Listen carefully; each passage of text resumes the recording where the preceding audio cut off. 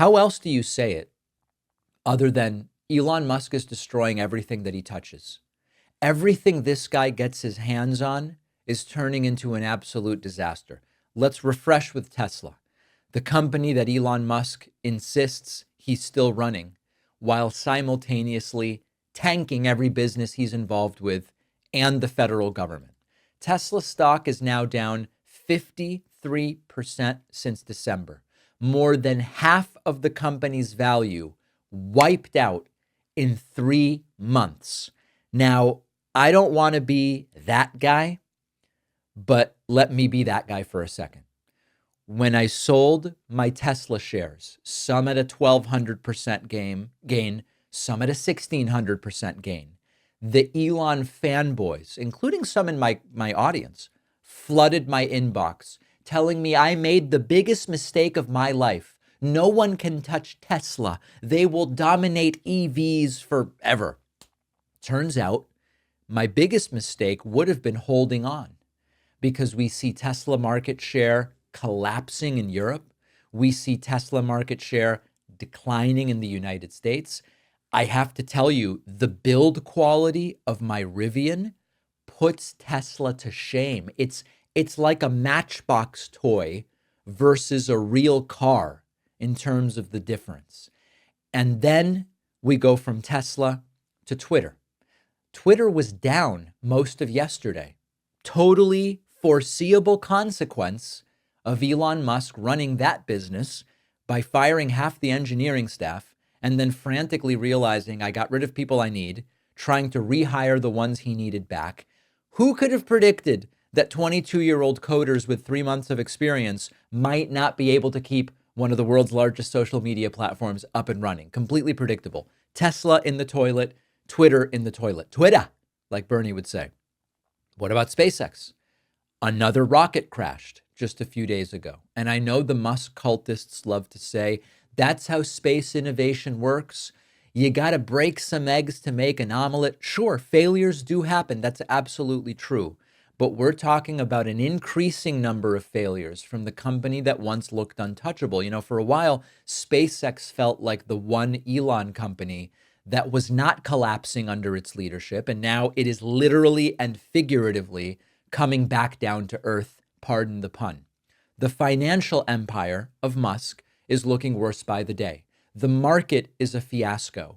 And the same Musk loyalists who praised him for making the smartest moves in business, we're not hearing a word from them other than when they like to say, the wokesters are hurting Elon. The boycott of Tesla is illegal. This was the guy who could do no wrong for a while. Tesla was skyrocketing, SpaceX breaking records. Twitter was still Twitter to some degree, although increasingly crappy. In 2025, the empire is crumbling.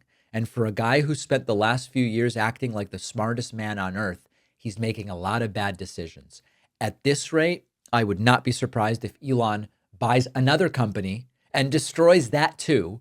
But the theme, Trump and Elon, as Trump has told us many times, he didn't need this. He didn't need to get involved in politics. He was having a grand old time with his gaudy gold-plated penthouse and Mar-a-Lago and the whole thing. He didn't need this. Neither did Elon.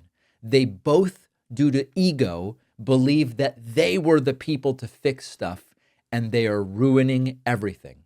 After the break, Bernie is exposing the real goal here. And I know many of you know what it is. And it's ugly. It starts with a P.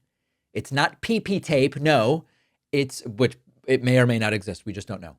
It's privatization. So let's take a break. Tensions running very high. We'll be speaking to Ruth Ben-Ghiat a little bit later. We have so much scheduled today. I will remind you, it is the final days to get a signed copy of my forthcoming book, The Echo Machine. The book will be published in 2 weeks. If you want a signed copy, why not, right? I mean, please. You go to davidpakman.com/booksmith. I also have a huge thank you to say. In the last week or so, we've really been making a focus of growing the audio podcast for this show. I think it's a real opportunity. All these right-wing podcasts do very well. We've got to fight against them. The Matt Walshes, the Ben Shapiros, all these people. Okay, 500 of you have left reviews for our audio podcasts on either Apple Podcasts or Spotify. It helps us so much. So if you haven't yet done it, subscribe to the podcast on Apple Podcasts or Spotify. It costs nothing, even if you don't listen there, even if you watch on YouTube. Hit that subscribe button, leave us a review. It is making a difference. I'll give you the updated information soon. Quick break, then we'll hear from Bernie Sanders. I have a book coming out. I've spent a long time working on this. I couldn't be more excited to share it with you. It is called The Echo Machine, and it answers a crucial question. How did American politics get so broken? And just as importantly, how do we fight back effectively before it's too late? Trump back in the White House, damage piling up, an administration filled with extremists and loyalists, attacks on democratic institutions, policies hurting working people. If you've felt like you're screaming into the void and watching democracy slip away, my book, The Echo Machine, will help you make sense of what's happening and also give you an idea of what we can do about it. Go to davidpakman.com/echo or find it on Amazon, Barnes & Noble, Audible, Kindle, anywhere books, ebooks, and audiobooks are sold. You can also call any local bookstore and say, I'd like David Pakman's The Echo Machine from Beacon Press. Pre-orders make a huge difference. Please support the book at davidpakman.com/echo.